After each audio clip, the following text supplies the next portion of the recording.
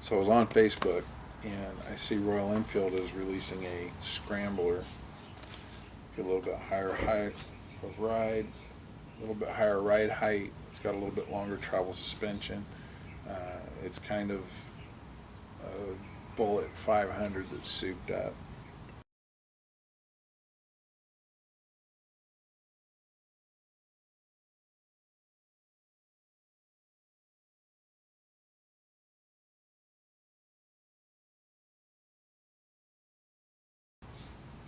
And I was looking at that and I was thinking, man, that's, it's a scrambler. I'm not a big fan of scramblers anyway. But I do like the 500. I think that's a cool looking bike. I like the idea of it.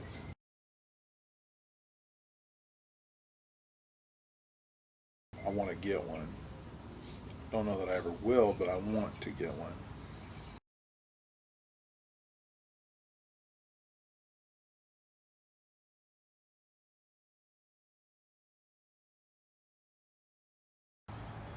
So I like those bikes. I think they'd be great little commuter bikes. They're like $5,000, brand spanking new. The problem with them is they're a single cylinder motorcycle, and I don't care what brand of single cylinder motorcycle you get. When you run the thing at highway speeds, you're going to have things shake loose from it. Period. That's what's going to happen.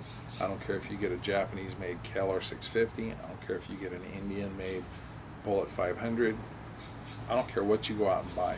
A single cylinder engine is going to give you those issues. You're going to have parts rattle on the frame that come loose. You're going to have stuff in the motor that wants to come loose.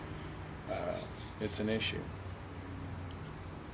That being said, uh, it's a single cylinder. Maintenance on them, repairs on them is so super simple. Uh, it's so easy to rebuild a lawnmower engine. It's unbelievable. There are a few difficulties to it, but it's easy. Anybody can do it. Uh, I've got a 1960s trimmer with a Briggs & Stratton motor on it, and I've been through the top end of that. You know, if I had to, I could rebuild the entire thing. It's not that hard. So I'm reading the comments on this thing, and everybody's like, "Well, they're not mechanically reliable."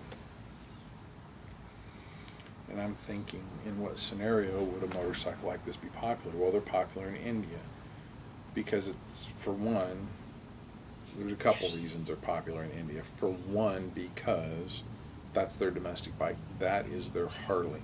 When they fire that thing up, that says national pride. The other thing is the thing's affordable. And I don't mean just buying the unit in the first place. I mean the life of the unit. It's affordable. It'll burn crap gas. Uh, they'll go, and if you don't mind putting a wrench to it once in a while and tightening little things up here and there and making them stay tight, uh, changing your own oil, stuff like that. Well, in what scenario would that be? And a lot of guys are saying, well, this isn't going to be popular in America. In what scenario would that be popular? Well, in India, you don't have the income levels that you have in America. But that kind of gets more to the point. In America, you don't have the income levels that you have in America. You have a country that's slipping into second world status economically. We're getting ready to, and if you don't see that writing on the wall, uh, regardless of which candidate you vote for, it's been damaged to this point by both parties, because there are no two parties. There's one party. These people are sitting together at dinners. They're laughing. They're joking.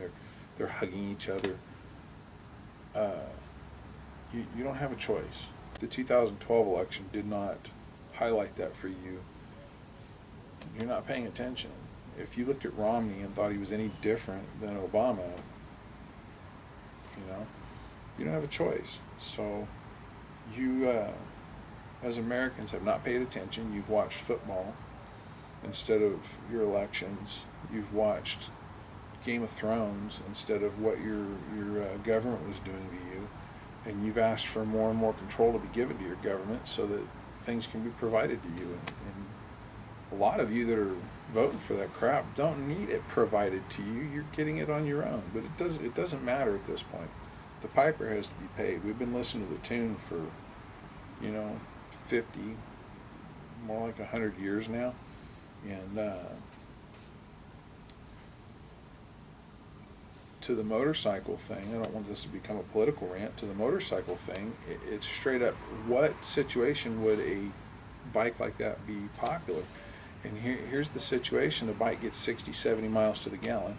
When you can't afford gasoline, that's a popular machine.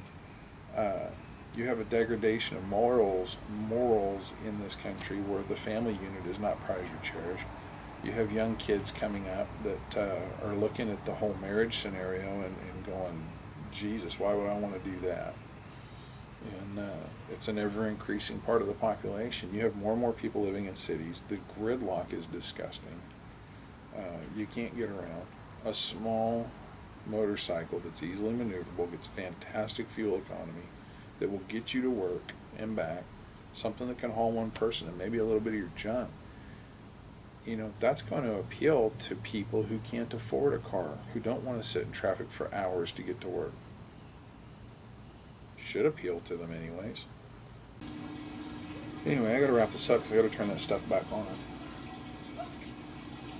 She's gonna get mad when she realizes what I did.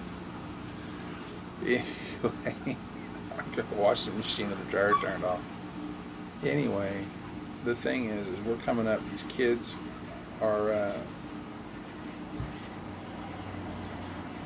are not valuing the material possessions, the big house, all that stuff, the family, the way we did coming up, the way the ones before us, the boomers and all that did.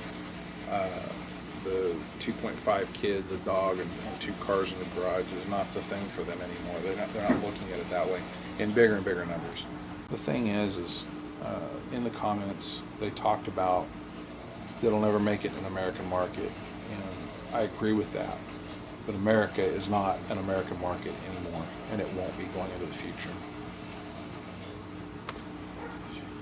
Regardless of what you believe politically, that's the truth.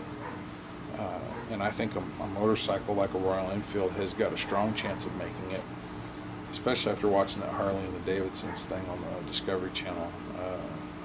The way they came up, if Royal Enfield plays their cards right, they could be one of the biggest selling vehicles, period, in the United States. And I think it'd be kind of cool if they were.